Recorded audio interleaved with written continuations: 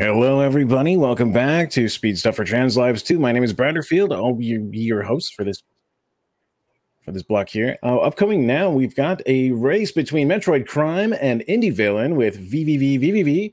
It's any percent glitchless race. Let's get started.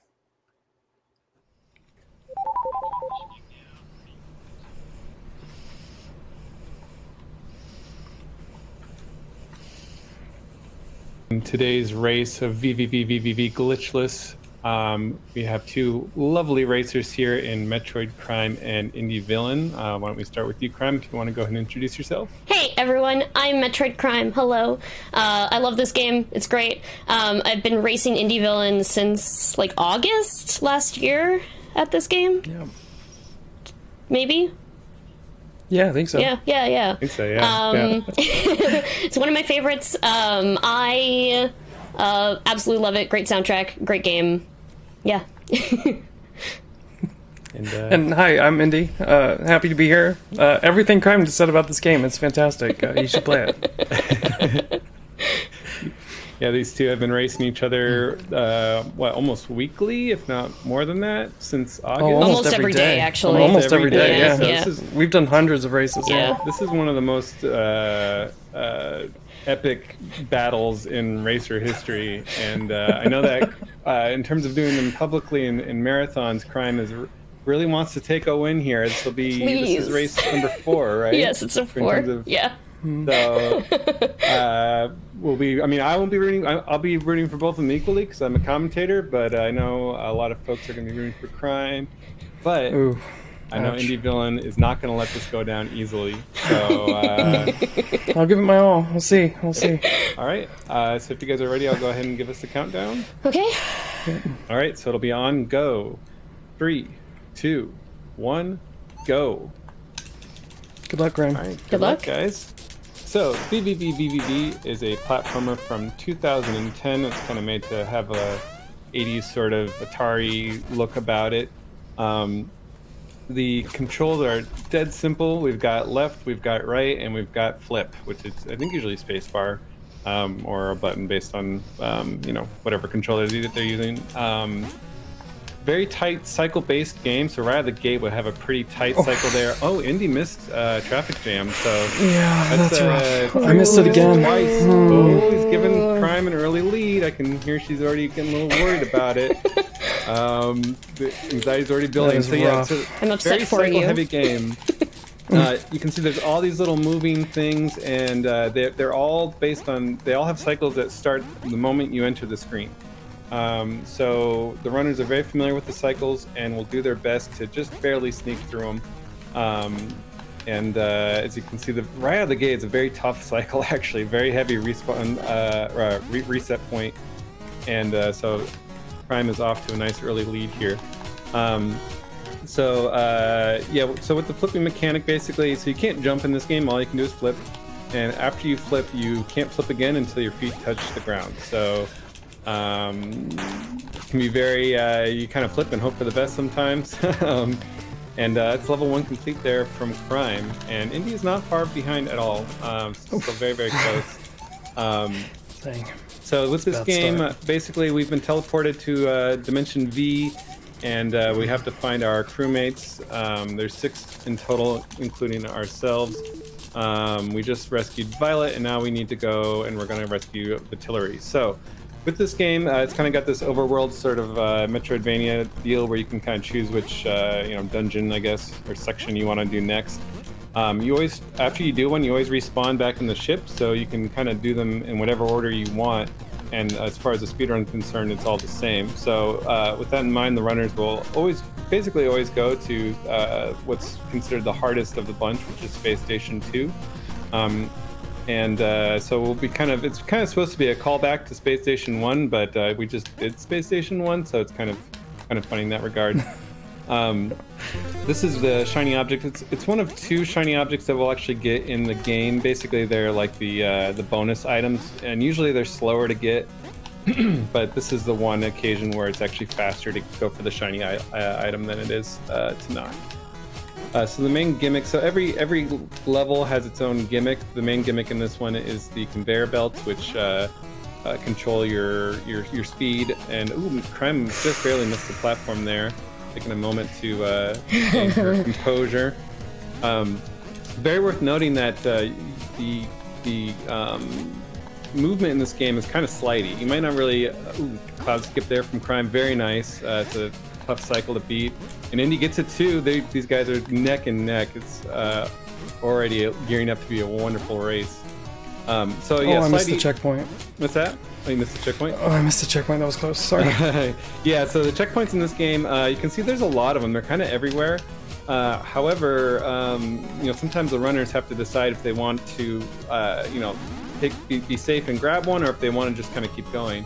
And so Indy there missed a checkpoint that maybe he should have grabbed just for marathon race safety. But it worked out for him there.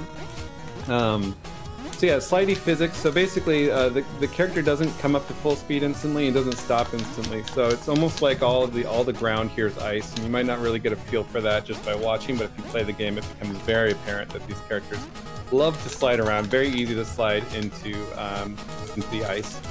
And there, Crime has rescued Vitillery with Indy right on her tail. Only 3 or 4 seconds, I want to say. Very, very close race. So now the runners have completed the first choosable dungeon.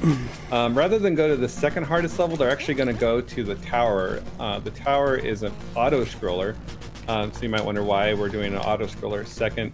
The main reason is because at the end of it, we're going to be rescuing a crewmate who will determine who will be in the level after that, which is the first intermission. And Vermilion has the least amount of talking, so we want to get him and make sure we have him for the intermission. Even though this is an auto-scroller, there is some speed tech to it. The runners will be going for these death warps, where basically when you die, the camera will kind of zoom ahead to pick up where you left off. So we'll be hitting checkpoints just barely before dying to make the camera kind of zoom ahead. There'll be 6 of them in total. There's one from Crime. And one from Indy. Now you have to be pretty precise with these because the camera does stop a little bit when you die. So even if you do them successfully, you might not gain time unless you really are right on the edge there. But so far, both runners looking excellent here. There is a 7th one, but it is task only. So hopefully we'll get 6 clean death warps here. Oh, a little bit early there from Crime. No. And he takes the lead just barely, but he did miss the death warp there too. So they're basically tied I didn't here. die on it though. I was just late. I missed one too, and I died in one. Yeah. So now we're pretty much done with the death warps. If we have any announcements / donations, now is a great time. We're just going to be going. Absolutely. We have a $45 donation from Mr. Shasta. Just completed that Magalord one, by the way. Comment says, "Wahoo!" And that's got to be for the Klonoa 2 coming up next. By the way, we're $45 away for the incentive for an All Visions upgrade to get some more Klonoa action. So please get those donations in. Thank you. Very nice. All right, so both runners have completed the tower basically in sync, at least on my screen right now. They're basically right together. So now we're going to start the first intermission. The gimmick of the intermission is that the character you have will follow you around. He'll follow you when your feet are on the ground, and he'll stay put when your feet are in the air, or on the ceiling. So basically, we have to kind of lead him through these obstacles, and he has the same kind of slidey ice physics that our main character has. So we have to make sure that he doesn't slide into any spikes or obstacles as well, which can be kind of a pain in the butt. Now, Indy does like to go for a top route here. It's very difficult. I'm curious if he's going to go for it or not. I am. He's going to go for it, so that could bring him into the lead if he makes it. I'm only going to go for it once, though. Just the once. So we'll see. Oh, no! A little too fast! And there was those ice physics, so Vermilion flew off the side and into the spikes. So Crime here, she's taking the bottom route, just kind of leading him over. And then we'll see what how top route goes for Indy. First platform, second. Nope. Oh, a little short on the third platform. Unfortunate for Indy. So Crime is Thank you, Indy. building quite the lead here. I could have caught back up to her if I got that. Yeah, It's one of those things though where it's like, you know, in speedrunning, sometimes there's a trick and you just, at some point you decide, you know what, I'm going for this trick every time, and it's kind of the only way that you ever get it down, even in like high intense situations. So I have mad respect for going for that. Yeah. But Indy's definitely, our Crime has definitely taken a sizable lead, but absolutely not one that can't be Yes, lost. we still have the Gravitron. The Gravitron is the great equalizer, for sure. So now that we've completed intermission 1, we're heading on over to the warp zone. As the name implies, there's going to be a lot of warping. The main gimmick, besides the warps, is that we're going to have some fun screen wrapping, where we'll have some kind of like asteroid-style warping of the screen, where we kind of have to figure out which parts actually let you progress, as opposed to just warping you to the other side of the screen. You'll see what I mean when we get there. But the runners are very, very familiar with how that all works, so they mostly breeze through it. There's some tight cycles that can definitely cause problems. And casually, it's definitely a big brain bender how you get through that. But so here we're going through a little maze section. It looks like kind of a haunted forest sort of deal, but it's really just a maze with some repeated bricks. So you can see Crimes into the level proper here with the funny scrolling and some tight cycles. We're going to be coming up through the rest of these warps, to the right, to the left, back to the right, back to the left, and up, and now we're actually progressing into the obey room. No problems there. So that room with the yellow crosses, you can buffer your flips. So unfortunate death there. But gets through it no problem. So dying in cycle-heavy rooms like that is really scary because there's not a great way to reset the cycle. So you're Especially in normally warp used to what zone. it's like. Yeah, especially in warp zone. So normally, you're used to where the cycles are when you enter the screen, but with no way to reset them, you kind of have to improvise. And Prime did a great job there, getting through it. So there's the Boo Room. Got a shout out to the Boo Room. And then the Heart Room. This is a really tough cycle. Crime gets it no problem. Very nice warp zone from Crime. Crime's on a bit of a pacer right now, I think. Except for the one little mishap in Tower, but Crime's doing pretty darn good right now. And Heart Room for Indy makes it look easy, and now we're heading on to the Gravitron. So the Gravitron is very infamous. If you know anything about this game, you probably know about the Gravitron. Basically, it's going to have us bouncing back and forth for a full minute while we dodge basically random bricks. So they're random, but they do come in kind of patterns. There's a checkpoint every 5 seconds, so if we die at like 54, you'll go back up to 55. But obviously, we want to have as few deaths as possible. The main scary part here will be between the 30 and 20 second mark, where things are basically truly random, almost no pattern to them whatsoever. So we'll see how that goes. You can kind of see how they kind of have patterns, even though the exact position isn't known. So these bricks move just barely faster than our character does, so you have to make a decision about whether you're going to try to beat it or not. A death there from Crime, but not a bad one at all. She just barely hit the 30-second mark. So this is the real scary part, where it's basically completely random. Oh, that was a tough Bad death. Really bad one. So she was at 21 seconds, so she just barely didn't get it. Yeah. Oh man, this is like I said, the great equalizer, putting Indy back into contention here, but still in the lead. Oh, bad death. I did the exact same thing. Yeah, the exact same thing. Wow. Yeah, the Gravitron. I mean, the nasty thing about this, I mean, besides being so difficult, is that it is so late in the run. I got the checkpoint. And there's just nothing, you have to do good. So you already have your heart rate up, and Crime is through. We had another unfortunate death there from Indy, so Crime is still ahead by about 10 seconds. Oh my gosh. Oh no, that was bad. That was a bad one. Death there from Indy. Yeah. So Crime is going to be heading off now to the lab, which is the last of the choosable levels as Indy completes the Gravitron. So the lab is generally regarded as the easiest level in the game, which is great that we can save it for last. It's not to say there aren't some things that can trip them up still. Absolutely. It's also known as having the best music. I believe it has the second best music, but it's in some circles it's known as having the best music in the game. My favorite music, at least. Yeah. So this level introduces the line mechanic that we should have probably already known about before the Gravitron. So lab is it's directly south of the spaceship, so they kind of expect you to come here first. But since obviously we know where we're going, we saved this for last. Going for the big jump here on Crime Screen, where she just barely squeaks past that spike and gets it no problem. And yeah, just ripping on through here. There's a couple little mean sections here. This vibrating string can be a problem, but no problem here. And Kids His Age Bounce rips through it, no problem. I think that's pretty much. So I personally struggle with some of this difficult chord room, but runners make it look easy. It's a skill issue when I'm in there. And it is difficult. That's the rest of lab done for Crime. Looks like Indy's having a pretty good lab as well. And now Crime is heading into finale. So this game, it goes by so fast. I haven't even gotten a little odd death there from Indy, but not much time lost.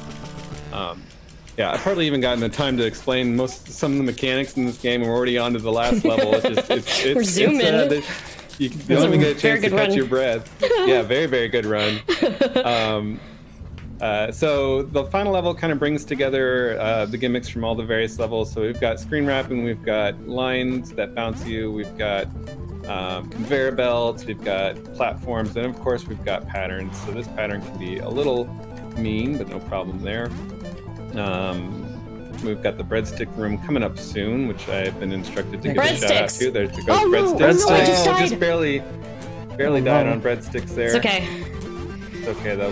Crime's got quite the lead. I don't want to jinx anything, but I think it's her race to lose right now. We just have to get through these last little parts. Cut it very close there. That was so close. That was so scary. And now she's activating the instability, which will do the final little run back as we make our way out of the final level here. So yeah, with these little X rooms, you can do these buffer jumps where you hold the flip button down. Very nice time slip from Crime, no problem at all there. Into Three's Company, bounce, bounce, bounce, no problem. LM for murder, very nice. Wow, this is going super great for Crime.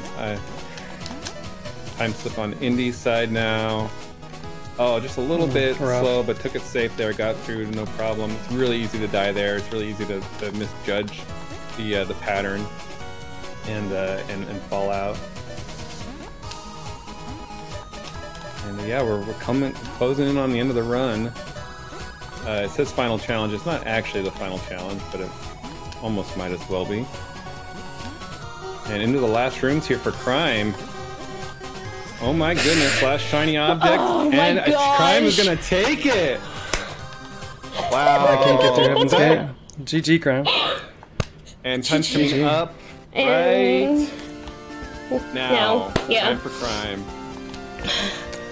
He's just wrapping up his run, not far behind at all. Not well. I'm not wrapping it up well.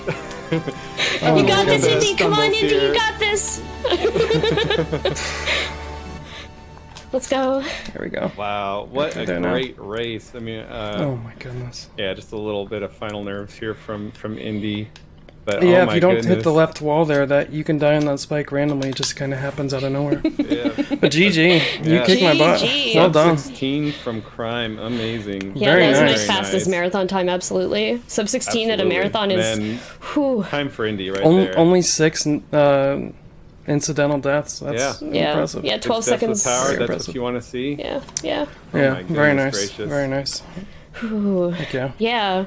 Yeah, that was awesome. I'm gonna click through this because this game is cute and there's stuff after you end the game. There's a whole lot of lore with this game. Like, there's so many things that happen behind the scenes that are just, like, story-based. Like, you can go to any of those monitors that we passed during the game and read about the lore. It's like, really in-depth, too. There's, like, a love story going on behind the scenes. There's a whole bunch of extra content. There's a 100% mode where you grab all of the shiny trinkets, where you see a lot of really interesting rooms and a lot of interesting challenges. It's a really fun game to play casually, and it's a really short speed run. Highly recommend playing it. I've convinced so many people to run this. Yeah, like, Crime's responsible for me running it. So. And this is the bonus that you get at the end of the game. I like to show this off at marathons because it's super cute. But this is the crew, and we've got the band back together. This is a great picture. Absolutely. But I'm Metroid Crime. You can find me at twitch.tv/MetroidCrime or on social media. Or MetroidCrime.com, whichever. I play this game a lot. I play Sonic games. I play a variety of games. Yeah, come check me out. And shoutouts to Lady Arcaders, shoutouts to my community. Indy? Yeah, I'm IndyVillain. You can find me at IndyVillain on all social media, including Twitch. So, yeah, thanks so much for having me. And how about you, March? Yeah, I'm March, and you can find me on Twitch TV, March_TV. And I don't run this game. I'm a VVVVV enjoyer, but I do speedrun Sonic. I speedrun a bunch of other random Genesis games, and yeah, I'm just always so happy to do commentary for you guys. Yeah. I'm excited to be a part of this marathon. Yeah, thank you so much for doing that. Always, yeah. Really appreciate it. And GG's. My pleasure. Yeah. Yeah.